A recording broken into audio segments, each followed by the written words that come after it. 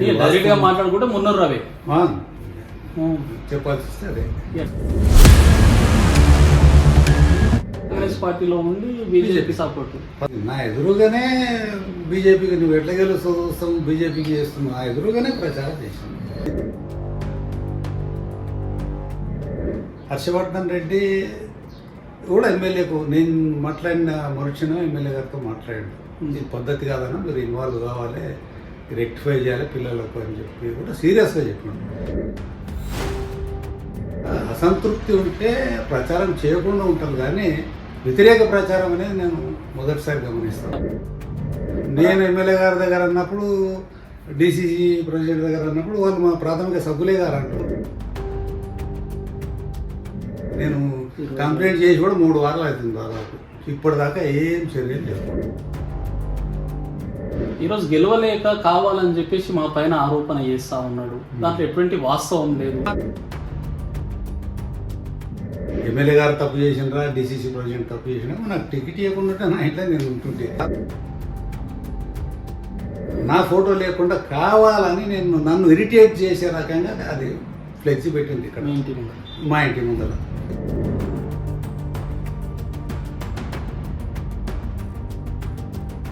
జిల్లా కాంగ్రెస్ అధ్యక్షుడి ఫోటో లేకుండా ఆ ఫ్లెక్సీ ఉంది.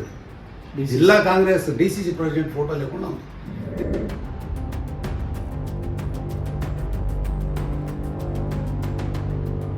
సొంత పార్టీ అంటే ఇంటి దొంగల పని వల్లనే ఓడిపోయిన అనే మాటలైతే వారి నోటి నుంచి వినబడతా ఉన్నాయి. మరి వాస్తవంగా క్షేత్రస్థాయిలో జరిగిన సంఘటనలు ఏంది, సో ఎందుకు ఓడిపోవాల్సి వచ్చింది, ఆల్రెడీ ఇంతకుముందు ఇంటర్వ్యూలో కూడా అనేక విషయాలు మాట్లాడుకుందాం. సో ప్రస్తుతం ఉన్న ఈ సిచ్యువేషన్స్ పైన వారి నుంచి ఒక వివరణ తీసుకునే ప్రయత్నం అయితే చేద్దాం. నమస్తేనా, ఎట్లా ఉన్నారు, బాగున్నారా? సో ఓకేనా. మా ప్రస్తుత సంఘటనలు చూస్తా ఉంటే ఇక్కడ మహబూబ్నగర్ కార్పొరేషన్ లో మీ పేరైతే వినబడతా ఉంది మెజార్టీగా.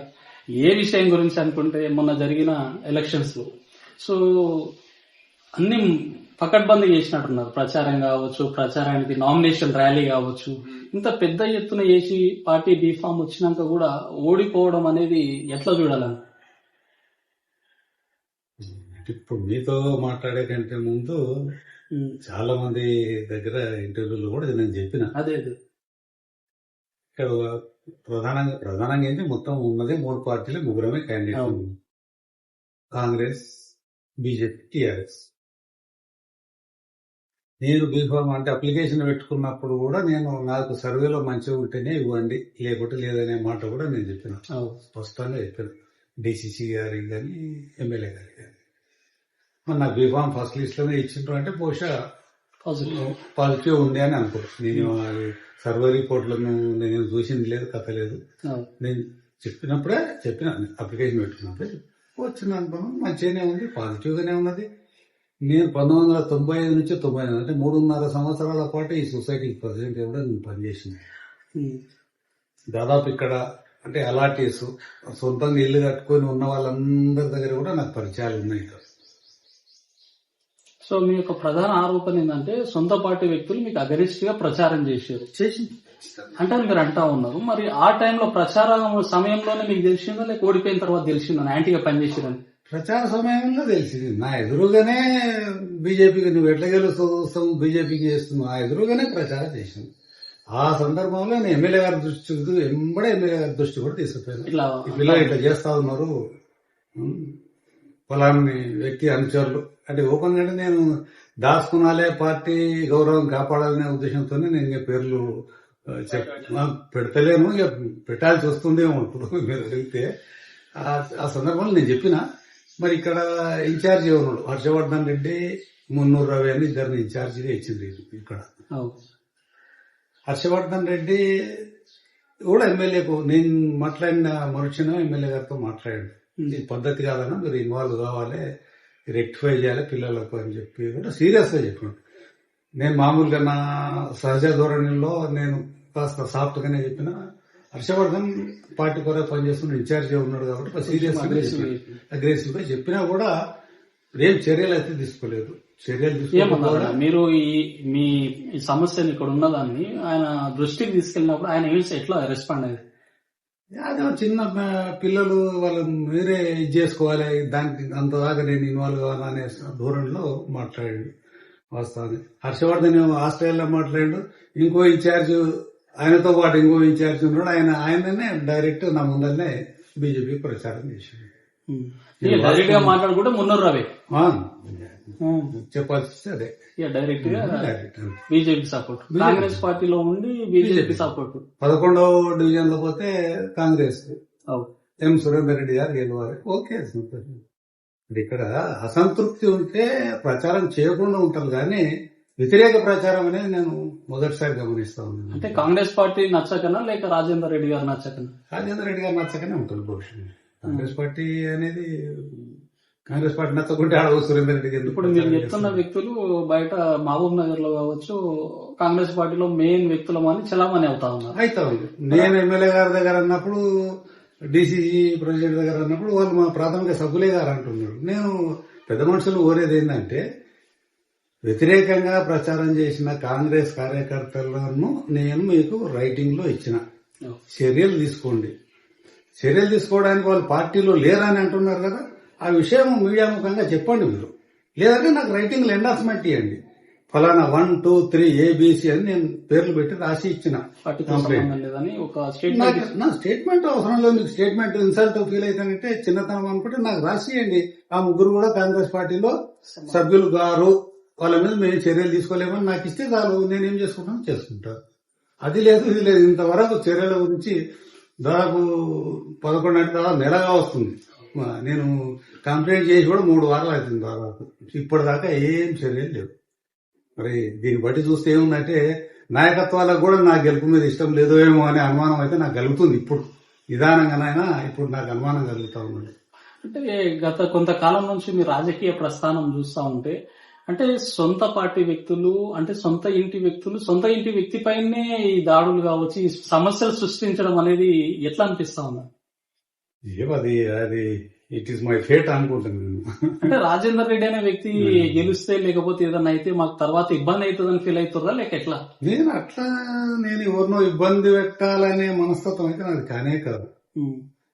సాధ్యమైనంత వరకు నేను కనుక హెల్ప్ చేయగలిగితే చేస్తా గానీ ఫలానా వ్యక్తికి నష్టం చేయాలనే ఉద్దేశం అయితే నాకు ఎప్పుడూ లేదు. అది పార్టీ వ్యక్తి కావచ్చు, సమాజం ఇంకో పార్టీ వ్యక్తి కావచ్చు, సమాజంలో ఏ వ్యక్తి అయినా సరే ఒకరికి నష్టం జరగాలి, నేను జరగాలనే నేను కోరుకోను కాబట్టి నేను చేసే ప్రసక్తే ఉండదు. ఇప్పుడు ఆ వ్యక్తులు మీ ముందరనే మీకు ఆపోజిట్ గా ప్రచారం చేశారంట, ఆ విషయాన్ని ఎమ్మెల్యే దృష్టికి తీసుకెళ్ళి ఇంకొంతమంది వ్యక్తుల వర్షన్ ఏంటంటే ఈరోజు గెలవలేక కావాలని చెప్పేసి మా పైన ఆరోపణ చేస్తా ఉన్నాడు, దాంట్లో ఎటువంటి వాస్తవం లేదు అనేది మీరు మీడియా ముందరికి వచ్చిన తర్వాత వాళ్ళ వర్షన్ వినిపిస్తా ఉన్నారు. నేను చెప్తాను కదా ఓపెన్ గా నా ఉందని, నువ్వు ఎట్లా గెలుస్తావో చూస్తాము అన్న వ్యక్తుల పేర్లో నేను వ్యక్తి ఇచ్చిన. మరి అంత ఇష్టం లేనప్పుడు మీకు పార్టీ బీఫామ్ ఎందుకు ఇస్తుంది? ఇవ్వాల్సింది కాదు మరి వాళ్ళు. మరి ఇక్కడ ఎమ్మెల్యే గారు తప్పు చేసినరా, డిసిసి ప్రెసిడెంట్ తప్పు చేసినా నాకు టికెట్ ఇవ్వకుండా నా ఇంట్లో నేను ఉంటుంటే నాకేం పెద్ద ఇదేనా. నాకు దీన్ని ఒకటే నేను చెప్తున్నా, నాకు ఏం అవకాశం లేదు, వ్యాపారాలు లేవు, రియల్ ఎస్టేట్ లేదు, చిట్టీలు కానీ ఏ రకమైన వ్యాపారాలు లేకుండా నిశ్చింతగా నాకు 2 పిల్లలు సెటిల్ అయింది కాబట్టి మంచిగా ఉందా, ఏదో ఒకటి వ్యాపకం పెట్టుకుంటే కనీసం ఆరోగ్యం మెయింటైన్ అవుతుంది. ఏదో రకంగా బిజీ ఉంటేనే బిజీ లైఫ్ లో ఉంటేనే మంచిగా ఉంటుంది ఉద్దేశంతోనే వచ్చాను. కానీ అదర్వైజ్ అంటే నీకు 10 రూపాయలు ఖర్చు పెట్టినావు కదా 10 రూపాయలు తీసుకున్నాలనే ఉద్దేశం కూడా నాకు ఎప్పుడు లేదు. నేను పెట్టగలిగిన, నా జేబులో నుంచి పెట్టగలిగిన పైసలు మాత్రమే పెట్టినా, ఆ పైసలు నేను రికవర్ చేసుకోవాలి, ఎవరి దగ్గర కాంట్రాక్టర్ల దగ్గర ఈ పనులు ఆ పనులు అనేటువంటి ఆ చెడ్డ ఉద్దేశం కూడా నాకు లేదు. రియల్ సర్వీస్ చేయాలనే ఉద్దేశంతోనే నేను వచ్చిన. కానీ మరి ఇటువంటి వాళ్ళకు ఇటువంటి ఆలోచన, నాలాంటి ఆలోచనలు ఉన్న వాళ్ళకి మా రాజకీయాల భవిష్యత్తు ఉండదో ఏమో అనిపిస్తుంది నాకైతే. సో మరి ఇప్పుడు వాళ్ళ నుంచి స్పందన లేదు, మరి నెక్స్ట్ మీరు ఏం చేద్దాం అనుకుంటున్నారా? ఎమ్మెల్యే డిసిసి కూడా కంప్లైంట్ ఇచ్చాను, డిసిసికి ఇచ్చాను, ఎమ్మెల్యే గారికి ఇచ్చాను, పార్టీ పెద్దలకు కూడా పంపించాను నేను. మరి ఇక్కడ నుంచి జిల్లా లెవెల్లోనే తీసుకోవాల్సిందే ఇది నా లెక్క. మరి పిసిసి గారు కానీ ఏఐసిసి ఇన్ఛార్జీలు కానీ దీంట్లో ఇంత చిన్న దాంట్లో ఇన్వాల్వ్ కాకపోవచ్చు. జిల్లా లెవెల్లోనే, ఇక్కడ కాన్స్టిట్యున్సీ లెవెల్లోనే ఎమ్మెల్యే గారు డిసిసి గారు చొరవ తీసుకున్నారో చేయాలని చెప్పి నేను భావిస్తాను. సో అంటే ఎలక్షన్ టైంలోనే దాని గురించి సీరియస్ గా తీసుకోలేరు వాళ్ళు. అటువంటిది ఎలక్షన్స్ అయిపోయినాక ఈ టైంలో దాని గురించి వాళ్ళు ఆలోచన చేస్తారనుకుంటా. పార్టీ మనగలగాలి, పార్టీ ఇంట్రెస్ట్ దృష్ట్యా తప్పకుండా తీసుకుంటారనే భావిస్తున్నా. మీ అందరికి చెప్తూ వస్తున్నా, తప్పకుండా ఈ చర్యలు తీసుకుంటారు. తీసుకోకుంటే పార్టీ ఇంకా చెడిపోతుంది. అట్లా కాకుండా ఓ భయం ఉండాలి అంటే ఖచ్చితంగా గీత దాటిన కార్యకర్తల మీద తప్పకుండా చర్యలు ఉండాలి. సర్ది వాస్తవంగా ఇది జరగాల్సింది అంటే బీఫామ్ ఇచ్చినప్పుడే సర్ది చెప్పుకోవాల్సింది నాయకత్వాన్ని. మా లెవెల్లో క్యాండిడేట్ లెవెల్లో మేము సర్ది చెప్పుకోలేనటువంటి సందర్భంలో కూడా నాయకత్వాన్ని ఇంటర్ఫియర్ అయ్యి బుజ్జయించాలి, సర్ది చెప్పాలి. ఇక్కడ టీం అంతా టీం వర్క్ చేసుకునే రకంగా సర్దిద్దాలి. ఆ చర్య తీసుకోలేదు. మరి ప్రచారం చేస్తున్న క్రమం లోపల బహిరంగంగా నా ముందే నాకు వ్యతిరేక ప్రచారం చేస్తున్నప్పుడు కూడా నేను నాయకత్వాల దృష్టికి తీసుకొచ్చిన చర్యలు అయితే శూన్యం. ఈ రోజు వరకు కూడా శూన్యం. ఇంకా చెప్పాలంటే నాకు ఈడ ఒక వ్యక్తి నా ఇంట్లోనే, నేను 3వ తారీఖు విద్యార్థి అయితే 4వ తేదీ 5వ తేదీ ఒక పెద్ద మనిషి టౌన్ లో ఒక పెద్ద ఫిగర్, ఫెమిలియర్ ఫిగరే ఉన్నాడు. నీకు ఫలానా చోట డిసైడ్ చేసిండ్రు, నేను ఓడగొడతారు చూడగా అని చెప్పిపోయాడు నాకు. నేను అనుకున్న ఆ ఫలానా చోటులో నాకు వ్యతిరేకంగా నిర్ణయాలు తీసుకునేటోళ్ళు, నాకు వ్యతిరేకంగా ప్రచారం చేసుకునేటోళ్ళు ఎవరు ఉండరు అని నేను ఆ ఫలానా చోటును నేను చాలా నమ్ముకున్నా. అక్కడ ఉండేటోళ్ళు నాకు అన్యాయం చెయ్యరు, ఈయనేదో తప్పు చెప్తున్నాడు అనుకున్నా. కానీ తీరా జరుగుతున్న సంఘటనలు చూస్తుంటే మరి నా ఓటమికి ప్లాన్ అక్కడనే ఆ ఫలానా చోటే డిసైడ్ అయిందేమో అని నాకు కూడా ఇప్పుడు అనుమానం బలపడుతుంది. ఇప్పుడు మొన్నటి జరిగినంత వరకు ప్రభుత్వం నుంచి కూడా కొంతమంది ప్రెస్ మీట్లు పెట్టి అక్కడ ఇక్కడ మాట్లాడడం జరిగింది. కొంతమంది వ్యక్తులు కావాలని చెప్పేసి మేయర్, డిప్యూటీ మేయర్ రేస్ లో ఉన్నారని చెప్పేసి ఒక్కొక్క పర్సన్ 10 లక్షలు ఇచ్చి ఓడగొట్టిర్రు అని చెప్పేసి డైరెక్ట్ మాట్లాడారు. మరి ఆ కోవలో మీరేమన్నా మేయర్, డిప్యూటీ మేయర్ అవుతారని చెప్పేసి ఇట్లా చేసారు అనుకోవాలి. నేనైతే మేయర్, డిప్యూటీ మేయర్ అవకాశం ఇస్తే చేస్తాను చెప్పాను. ఈవెన్ రిజర్వేషన్స్ ఫైనల్ కాకంటే ముందు కూడా ఇలాంటి వాళ్ళు అడిగినప్పుడు చెప్పాను.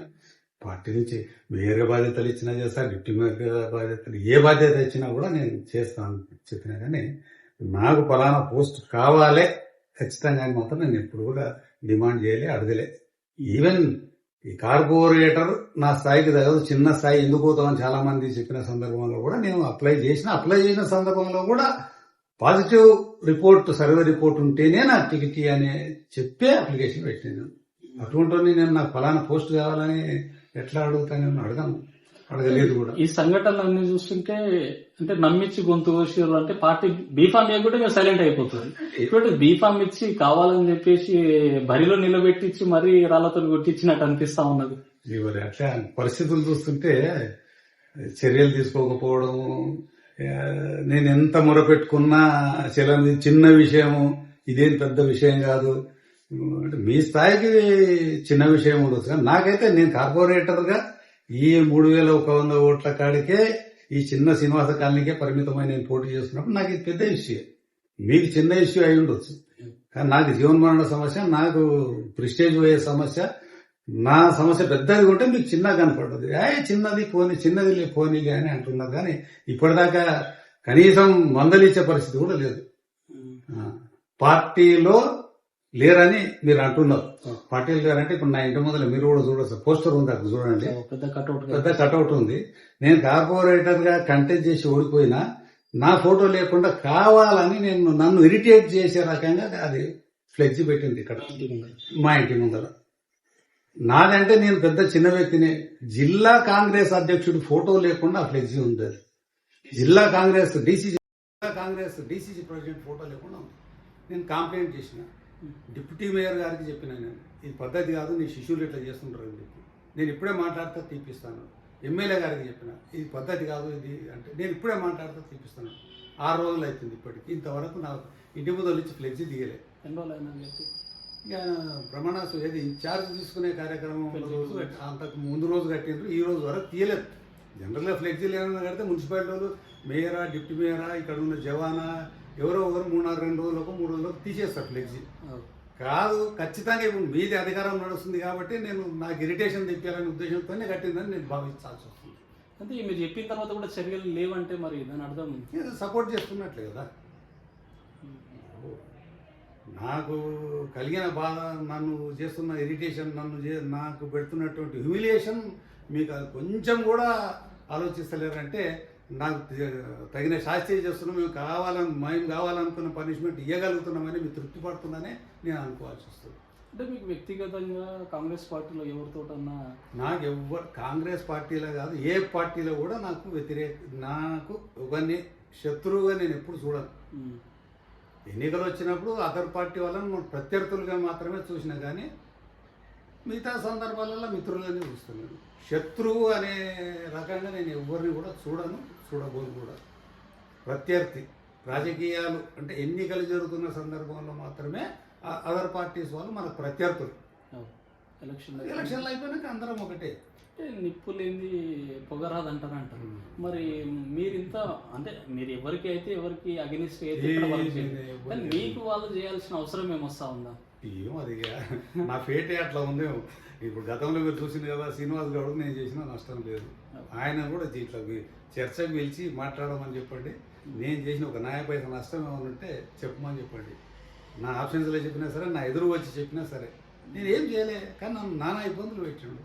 ఎన్ని కేసులు పెట్టాడు? పోలీస్ కేసులు 409 సెక్షన్, 420 సెక్షన్లు పెట్టి మళ్ళీ ఇది ఈ పార్టీలో మంచిగా ఇప్పుడు ఇవ్వలేకనే అక్కడ పార్టీలో ఉన్నా కూడా నా మీద కేసులు పెడుతుంటారు, నన్ను హరాజ్ చేస్తుంటారు, హ్యూమిలియేట్ చేస్తున్నారని నేను కాంగ్రెస్ పార్టీలో రావడం జరిగింది. మరి ఇక్కడ కూడా అటువంటి కార్యక్రమమే నడుస్తుంది. ఇక్కడ కూడా మరి ఎంతసేపు పార్టీలో డబ్బులు ఖర్చు పెట్టగలిగే వాళ్ళకే ప్రాధాన్యత ఉంది పార్టీలో అనే రకంగా మాటలు వినపడుతున్నాయి నాకు. డబ్బులు అయితే నేనేం మామూలుగా 1000, 2000, 50,000 అంటే ఖర్చు పెట్టగలను. కానీ లక్షలు, కోట్ల వ్యవహారాలు అయితే నేను చేయను. కోట్ల రూపాయలు అయితే నేను పార్టీ కొరకు పెట్టలేను. మీ నాయకత్వాల కొరకు నేను కోట్లు ఖర్చు పెట్టే స్థాయిలో అయితే నేను లేదు. మరి మీరు డబ్బులు ఖర్చు పెట్టిన వాళ్ళకే మీరు ప్రాధాన్యత ఇస్తామనుకుంటే పెట్టండి, డబ్బులు పెట్టండి, ఓట్లు కొనుక్కోండి, మీరే నాయకత్వాలు, మీరే గెలవండి, మీరే ఏం చేసుకుంటారో చేసుకోండి. మేము సర్వీస్ చేయాలనే ఉద్దేశంతో వచ్చినాం, సర్వీస్ చేస్తాము, మంచి పనులు చేస్తాము. మమ్మల్ని నచ్చుకొని మెచ్చుకొని ప్రజలు ఎత్తుకుంటే మేము పదవులకు వస్తాం, లేదంటే రాము.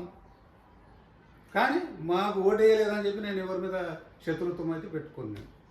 సో నెక్స్ట్ మీ యొక్క కార్యాచరణ ఏ విధంగా ఉండబోతాం? ఎలక్షన్స్ అయిపోయినాయి, సో గెలుపోవడం తెలిసిపోయినాయి, సో పార్టీలో పరిస్థితులు కూడా అర్థమవుతూ ఉన్నాయి. సో ఇట్లా రాబోయే కాలంలో ఏ విధంగా ఉండబోతుంది రాజేందర్ రెడ్డి గారి యొక్క కార్యాచరణ? కార్యాచరణ అంటే పెద్దగా అంత డీప్గా ఇన్వాల్వ్ చేసేటంత నేను రేపు పొద్దున ఓ ఎమ్మెల్యేనో ఎంపీ అవుతానే అంత సీన్ అయితే నాకు లేదు. మరి అవతలలో పార్టీలో ఉన్న నాయకత్వాలు నన్ను ఏమన్నా థ్రెట్గా భావిస్తుంటారేమో, కానీ నేను మీడియా ముఖంగా కూడా చెప్తున్నా, నేను ఎమ్మెల్యే గాను, ఎంపీ గాను, జిల్లా పరిషత్ చైర్మన్ కానీ, ఎందుకంటే నేను డబ్బులు పెట్టలేను. డబ్బులు పెట్టేటోళ్ళకి అవన్నీ అవకాశాలు ఇస్తారేమో ఉంది, కానీ నాకు అటువంటివన్నీ ఏమి లేను. అనవసరంగా నన్ను ఈ బురదలో దింపి అనవసరంగా నన్ను గురిడి కొట్టించారు, ఇన్సల్ట్ చేసిండ్రు అని చెప్పి నేను భావిస్తా ఉన్నా. తత్పర కార్యాచరణ అంటే ఏం లేదు. ఇప్పటికి కూడా ఈ రోజు కూడా నేను గత 15 రోజుల నుంచి గగ్గోలు పెడతా ఉన్నా. నాకే నేను ఎవరు 10,000 రూపాయలు ఇచ్చి కృష్ణను నిప్పు కనిక మీడియాని పిలిచి నేను ఇంటర్వ్యూలు ఇస్తలేను. మీ అంతలకు మీరు నా ఇంటికి వస్తే తప్ప నేను మాట్లాడడం లేదు ఎవరి దగ్గర కూడా. ఎందుకంటే నాకు డబ్బులు ఇవ్వడానికి లేవు. గత చరిత్ర 25 ఏళ్ళ నుంచి చరిత్ర చూడండి. మీడియా మిత్రులు వస్తే నేను గౌరవించిన, ఛాయ్ తాపినా, బిస్కెట్ తినబెట్టినా, ఇది బాదం పప్పులు తినబెట్టి వస్తుంది. కానీ ఎవరికి ఏ మీడియా వాళ్ళనైతే నేను కొనలేదు. డబ్బులు ఇచ్చి ఒకరికి వ్యతిరేకంగా మాట్లాడించే అలవాటు అయితే నాకు లేదు. చిన్న చిన్న పిల్లలు డబ్బులు ఇచ్చి వ్యతిరేకంగా కూడా మాట్లాడిస్తుంది. సో ఇది ఏదైతే రాజేందర్ రెడ్డి గారి మాటల్లో ఏదైతే పార్టీ అంటే వారు ముందు మన ఇంతకుముందు ఇంటర్వ్యూలో కూడా మాట్లాడినప్పుడు పార్టీ ఏం చెప్తే దానికి సిద్ధంగా, అంటే పార్టీ బీఫామ్ ఇస్తే నిలబడడానికి సిద్ధంగా ఉన్నా, వద్దన్న కూడా సైలెంట్గా ఉండడానికి కూడా సిద్ధంగా ఉన్నానని వారి మాటలు చెప్పడం జరిగింది. సో పార్టీ అయితే బీఫామ్ ఇచ్చిన తర్వాత కూడా ఇక్కడ జరిగిన స్థానిక పరిణామాలు వారికి అగెనిస్ట్గా కొంతమంది వర్క్ చేస్తూ ఉన్న ఆ విషయాలు కూడా పార్టీ దృష్టికి కావచ్చు, స్థానిక ఎమ్మెల్యే గారి దృష్టికి తీసుకెళ్ళిన ఇంతవరకు అయితే ఇక్కడ చర్యలు లేవు. అదొక చిన్నపాటి ఇష్యూ లెక్క, ఏదో ఇంట్లో గొడవ లెక్క తీసేసే ప్రయత్నం చేస్తూ ఉన్నారు. కానీ అంటే గెలిచిన తర్వాత కూడా గెలిపోవటంలో అయినాక కూడా కొంతమంది వాంటెడ్లీ స్థానికంగా ఇబ్బంది పెట్టే ప్రయత్నాలు కూడా జరుగుతూ ఉన్నాయి. అంటే ఒక వ్యక్తిని హ్యూమిలేటింగ్ చేసే విషయాలు కూడా జరుగుతూ ఉన్నాయని వారి మాటల్లో వివరించే ప్రయత్నం చేస్తూ ఉన్నారు. మరి చూద్దాం రాబోయే కాలంలో ఇంక ఎటువంటి పరిణామాలు స్థానికంగా జరుగుతాయి. సో దానికి సంబంధించి మరి పార్టీ నిజంగా అధిష్టానం కావచ్చు, ఎమ్మెల్యే గారు కావచ్చు, ఇటువంటి పార్టీకి అగెనిస్ట్గా వర్క్ చేసిన వ్యక్తులపైన చర్యలు తీసుకుంటుందా లేదా, తీసుకోకపోతే చాలామంది వ్యక్తులు మరి నిజంగా జరుగుతున్న అనుమానాలు కావచ్చు, ఊహాగానాలు నిజమే అన్నట్టు జనాలు కూడా నమ్మే పరిస్థితి అయితే ఉంటుంది. కాబట్టి వేచి చూద్దాం ప్రతి ఒక్కరం రాబోయే కాలంలో ఏం జరుగుతుందని చెప్పేసి. థ్యాంక్ యూ వెరీ మచ్ అన్న.